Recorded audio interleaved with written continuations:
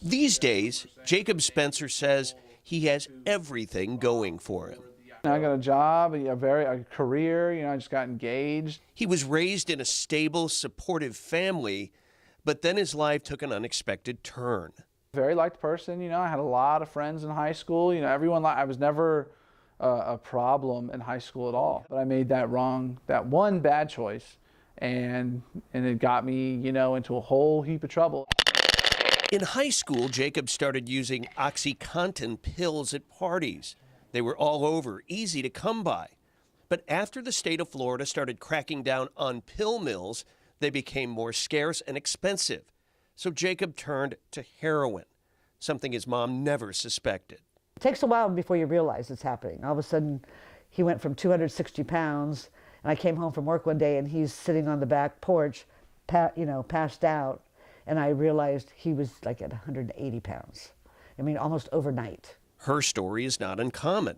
Sheriff Dennis Lemma says opioid addiction often starts with few telltale signs. It's not like the 70s where you could smell if somebody was smoking marijuana. It's not like the 80s where you had to worry about kids in high school coming home after drinking alcohol, where you could smell that, you could see these properties. Like all opioid addicts, Jacob says his entire focus was getting high and avoiding the misery of coming down. All they want is they want to be not sick for as long as possible. And if they can get not sick and still get high at the same time, then that's exactly what they're going to do. When it's your child, it's like, what are we supposed to do? All I was trying to do was keep him alive. That's all. That was my goal in life every day, was keeping him alive. That meant constantly monitoring who Jacob was talking to, who he was seeing. I'd answer his phone, don't call him anymore. I'd answer the door, don't come over here anymore. That stress took its toll. I went from 125 pounds to 89 pounds, to a point where my doctor wanted to put me in the hospital. Jacob stole from his parents and grandparents. According to Sheriff Lemma, that is not uncommon. Somebody who would never be prone to committing a criminal offense may go down the path of committing property crime to have enough money to support their habit. And then the one-time ROTC cadet hit rock bottom.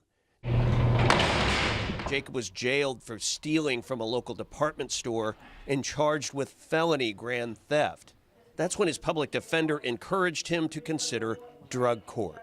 She said, if you can go 1 year without using and go through our program, you have an 80% chance of never using again.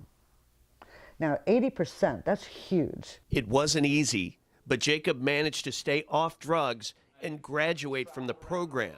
Taught me how to be a responsible member of society. Now he's 5 years clean and returns to drug court to tell his own survival story.